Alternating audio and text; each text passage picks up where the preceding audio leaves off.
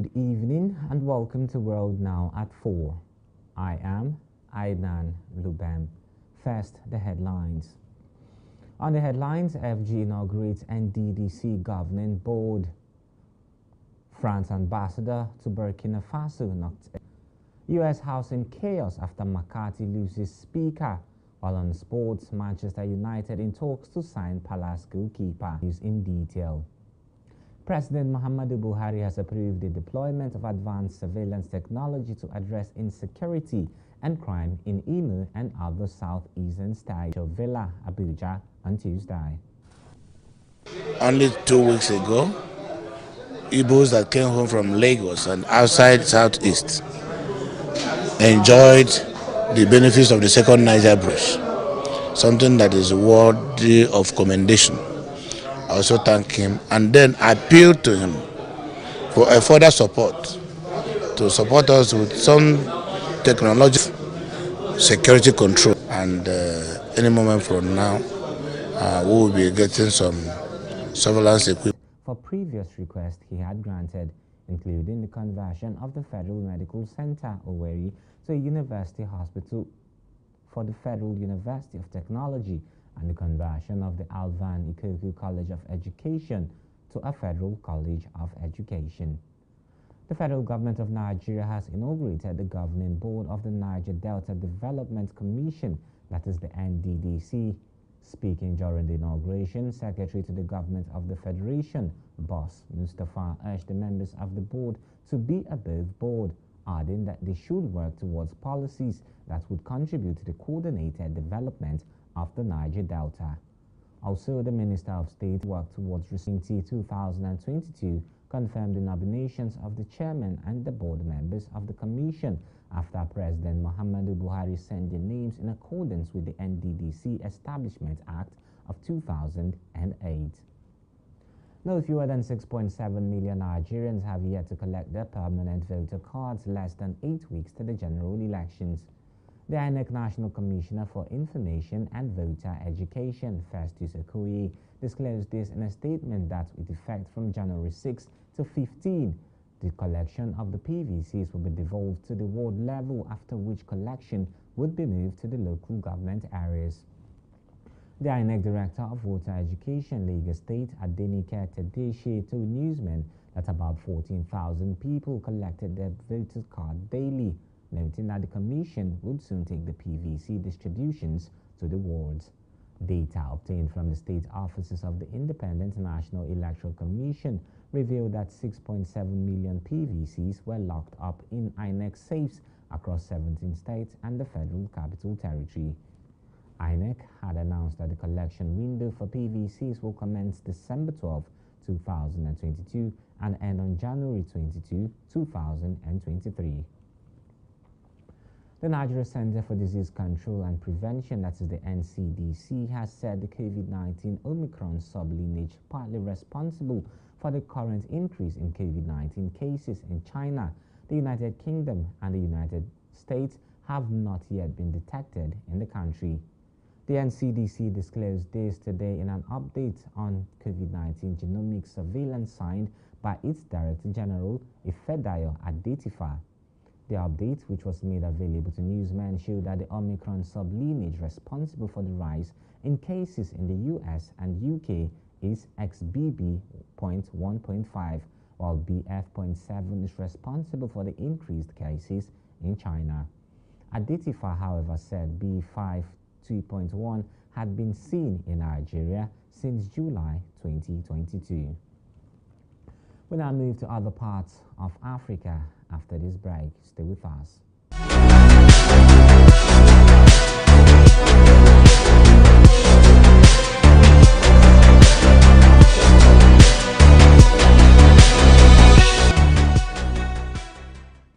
Welcome back and thank you for staying with us. Now to other parts of Africa.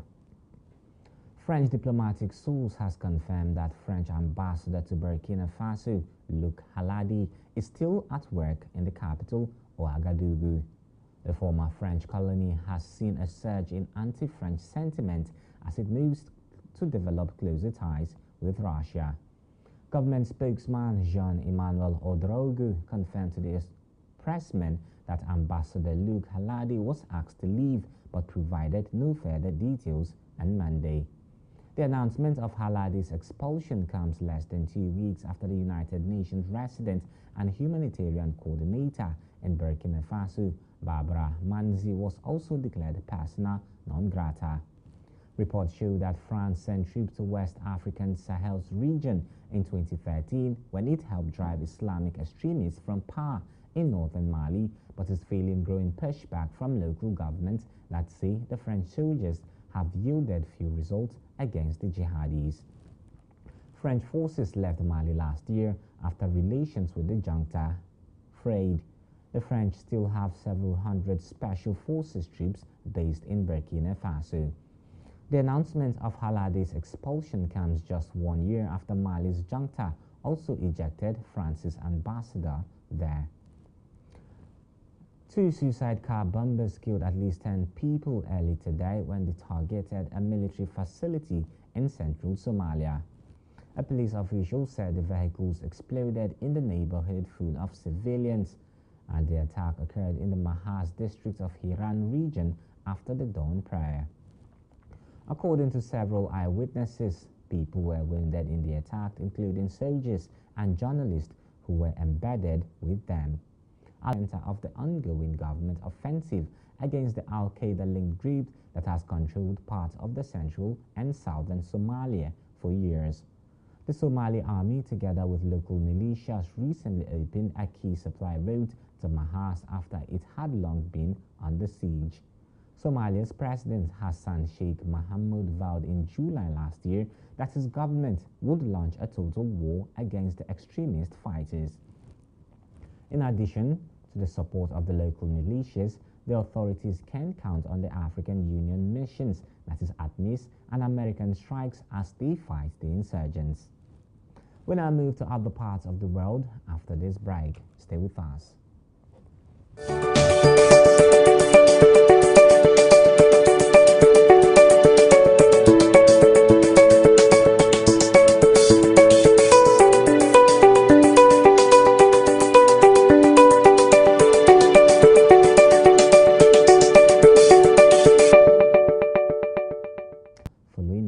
Elections. Instead, McCarthy faced a rebellion from within his own ranks when the House returns on Wednesday to try all over again. They will keep voting until someone wins a majority. If the Republican Party is unable to effectively of its core functions like passing spending bills or raising the debt ceilings. Calls for greater safeguards in Taiwan are on a high demand after at least one device used by the military for its missiles was sent for repair in China.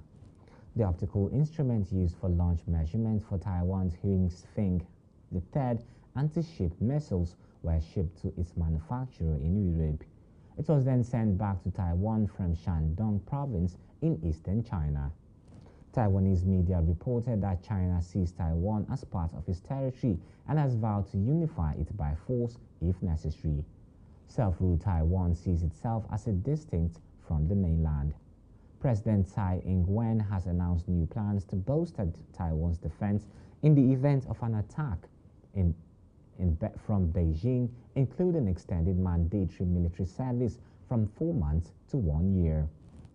Last year, Beijing intensified military activity around the island. And now to Russia, where Russia has said a New Year missile attack that killed at least 89 Russian soldiers happened because troops were using mobile phones defying a ban. Turning on the phones and massive use of them allowed the enemy to locate its targets. Officials said, according to officials, Ukraine said 400 soldiers were killed and another 300 wounded in the attack on a college for conscripts in Makiva in the occupied Donetsk area. It is the largest number of deaths Russia has acknowledged in the war. Russia said that at 00101 Moscow time on New Year's Day, 6 rockets were fired from a US-made HIMARS rocket system at a vocational college, 2 of which were shot down. Moments earlier, President Vladimir Putin had given his annual New Year address on Russian TV.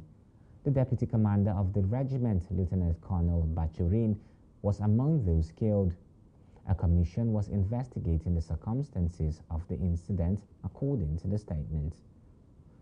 We'll now move to business news after this break. Stay with us.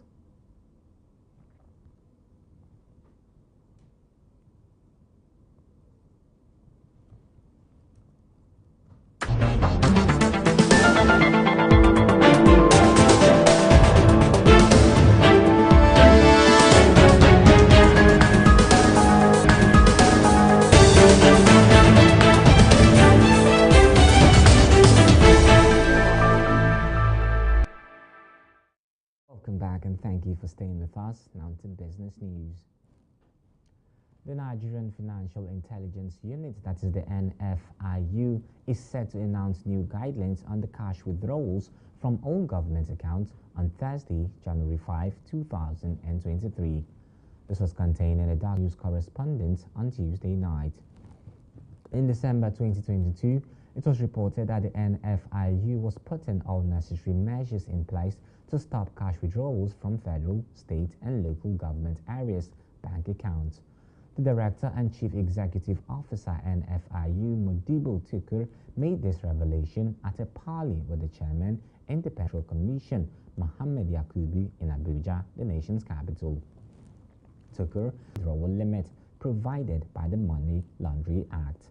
The development followed an announcement by the Economic and Financial Crimes Commission and NFIU officials that defied surveillance on campaign spending by political parties and their candidates ahead of the 2023 polls.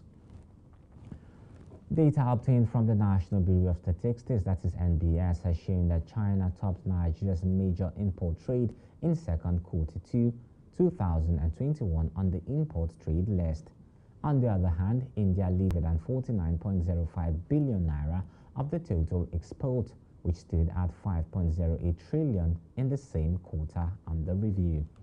A breakdown from NBS explained that the first 5 countries among the major exports trading partners included India, which recorded 18.7%, Spain 10.3%, Canada 7.0%, Netherlands 5.9%, and United States 5.1%.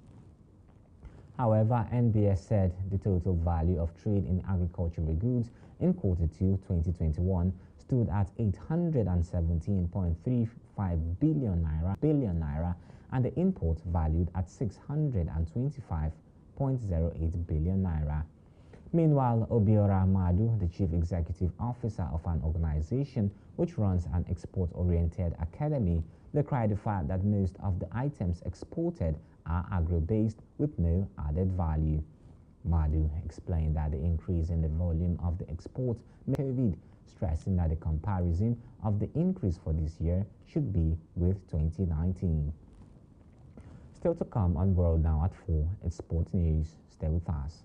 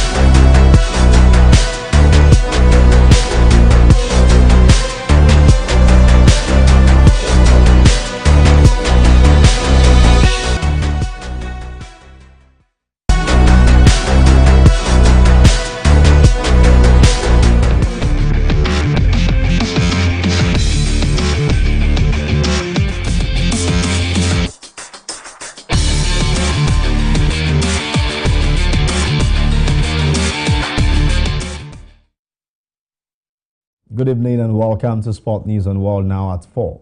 I am Richard Badung. Flying Eagles head coach Ladan Boso said he will submit his final squad list of 23 players to the Confederation of African Football, that is CAF, latest January 20. Ahead of the 2023 Africa Under-20 run against host country Egypt, alongside its West African side, revealed that their preparations for the Africa Under-20 Cup of Nations would be in Spain or Morocco. The Under-20 gaffer has also disclosed that he would be looking to add some experiences in the defense and attacking lines with the invitation of more overseas-based professional footballers. Still talking sports, most English Premier League trophy winners, Manchester United, are currently in talks with Crystal Palace goalkeeper Jack Butland about a move to the Old Trafford. Manchester United manager Erik ten Hag needs a number 2 with Crystal Palace since 2020, but has only made 10 Premier League appearances for the club and has yet to play this season. The 29-year-old's contract at Selhurst Park expires in the summer. Butland has 9 England caps and was in Gareth Southgate's squad at the 2018 World Cup. Meanwhile, however, he has not been a Premier League regular since Stoke City was relegated in 2018. Still talking the English Premier League, Liverpool centre-back Virgil van Dijk is set to see a specialist to assess the extent of his hamstring injury. The Netherlands defender, who was played in every Liverpool league game this season, was substituted at halftime in Monday's defeat at Brentford. There is no time scale on how long Van der Konate, Joe Gomez and Nathaniel Phillips. Liverpool, who are 6th in the Premier League, are 7 points off the top 4, and they will surely be facing Wolverhampton Wanderers in the FA Cup third round on Saturday. Liverpool have been hampered by numerous injuries this season, with forwards Luis Diaz and Diogo Jota both working their way back to fitness following significant issues. Liverpool next league games are away to Brighton and Hove Albion on 14 January and will travel or will be at home to take on Chelsea on 21 January.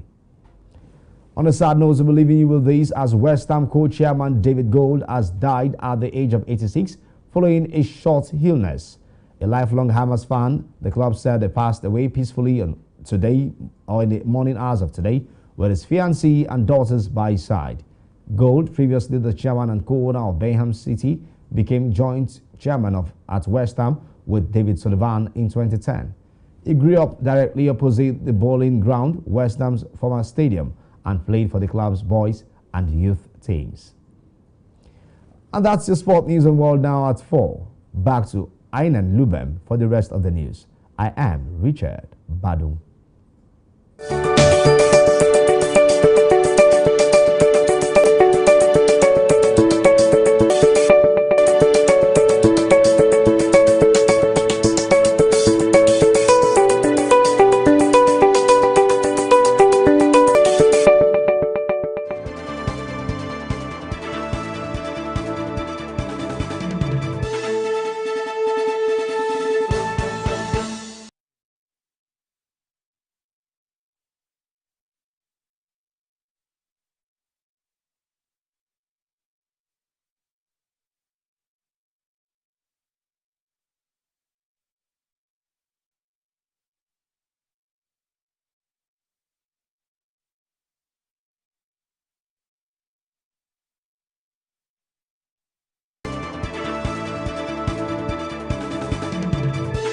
Update.